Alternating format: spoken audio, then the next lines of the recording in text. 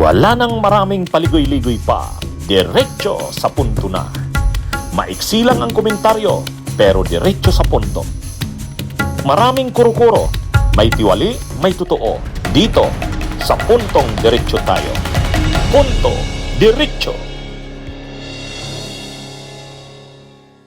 Ang problema, yung mga ginagawa na yan ni Sara, naghihinanakit ang mga DDS dyan. Ha? Naghihinanakit ang mga DDS sa ginagawa niya na yan. Kasi ang gusto ng mga DDS, dapat si Sara maging aktibo. Kumbaga, wag siyang didistansya. Parang lumalabas, dumidistansya siya sa kanila eh. Dumidistansya siya sa Malita Boys. Dumidistansya siya kila Marcoleta at kila Alan Cayetano. Ha? Parang ayaw madawit ni Sara sa mga issue nila. Eh, ang gusto ng mga Duterte supporters, laban. Ang gusto ng mga Duterte supporters, halimbawa, nagrarally sila dun sa may Senado, dapat sana nandun din si Sara. Oh, manawagan na sa mga supporters nila na mag-rally na para kila Cayetano, para kila Marcoleta. Oh, dapat yung mga presko ni Mike Defensor at Maligod para doon sa Malita Boys, dapat si Sara, makita mo, suportado sila. Kaya lang, naghihinanakit yung mga DDS kasi hindi daw nila maramdaman ang kanilang leader eh. May presscon kasi, nag-presscon yung grupo nila Eric Celes, nila Jing Paras, ni Atty. Manuelito Luna. Napanood ko yung presscon nila, panoorin nyo. Sabi nila, nananawagan kami kay VP Sara, pamunuan mo na kami. Kailangan ka namin na makita sa laban namin to. Yun yung problema nila mga kabunyog.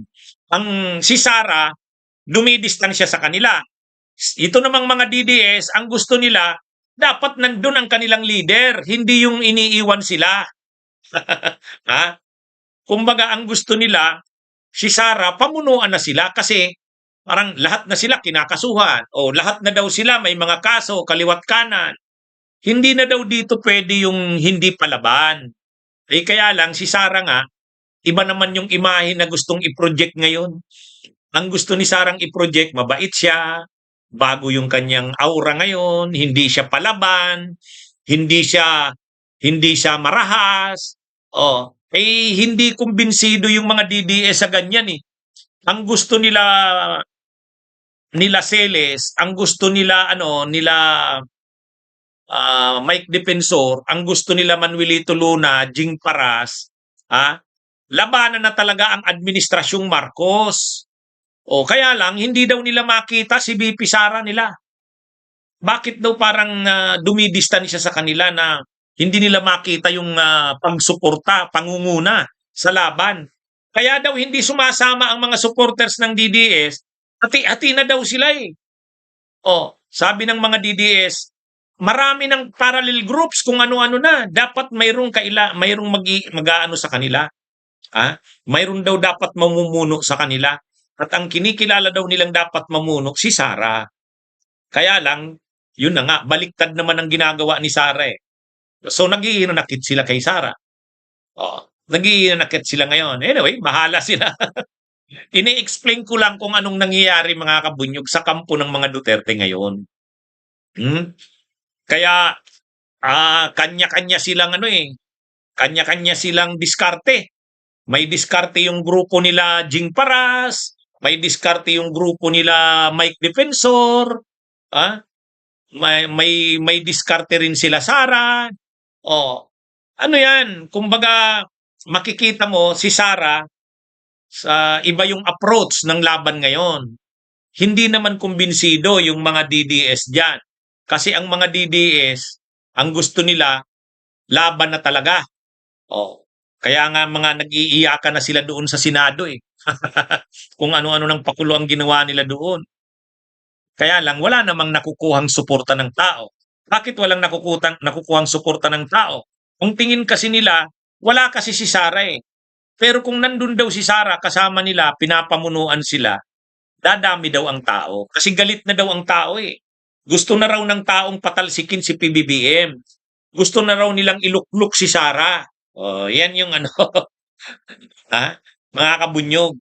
Ay kaya lang, yun na nga, sa halip na makita nila si Sara na nandun sa kanila, dumidistansya. Yung Malita Boys, dumidistansya si Sara doon. Kila Cayetano at Marcoleta na laban sa Senado, dumidistansya si Sara doon. Ah, oh, parang pinanghihinaan ngayon yung mga DDS. Hindi ganyan yung gusto nilang laban. Ang gusto nilang laban, laban talaga. At ang leader nila, si Sara, gusto nila nandun, kasama nila. Hindi yung dumidistansya sa kanila. Ha? Oh, yan mga kabunyog, mga kababayan.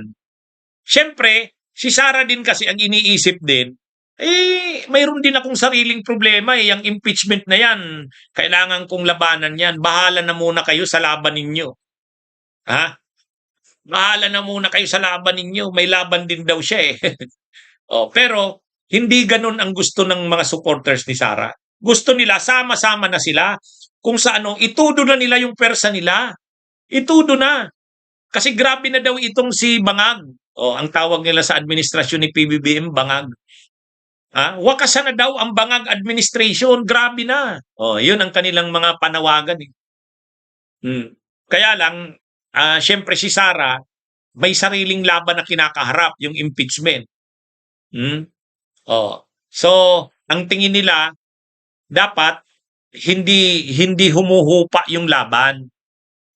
Si Sara Duterte dapat nandun, nangunguna sa kanila.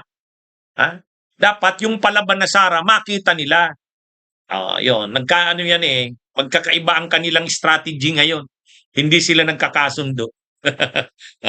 Anyway, bahala sila kung paano nila i-resolve yan. Actually, kahit sila Mike Defensor, may problema ngayon. Iniwan din sila nila Cayetano. Di ba? Sabi ni Congressman Benny Abante, kiramdam nung Malita Boys, iniwan sila nila Cayetano at Marcoleta eh. Pinasubo lang sila. Akala nila mag-Blue Ribbon Committee hearing. Tapos hindi man lang dumaan doon kahit saglit. Sila Cayetano at sila Marcoleta. Kaya sa madaling sabi mga kabunyog, gulo ngayon ang kampo ng Duterte. Hindi nila malaman kung ano yung kanilang diskarte, anong ano. Kanya-kanya. Kanya-kanya. Ano rin, may mga panahon nagtitirahan din sila. Nagtitirahan. Yung grupo ni Bongo, tinitira yung grupo ni Vic Rodriguez. Yung grupo rin ni Vic Rodriguez, tinitira yung grupo ni Bongo.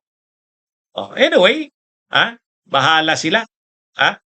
Wala kasing nakukuhang suporta ng mga tao eh. Kahit yung sa military, hindi nila makuha ang suporta.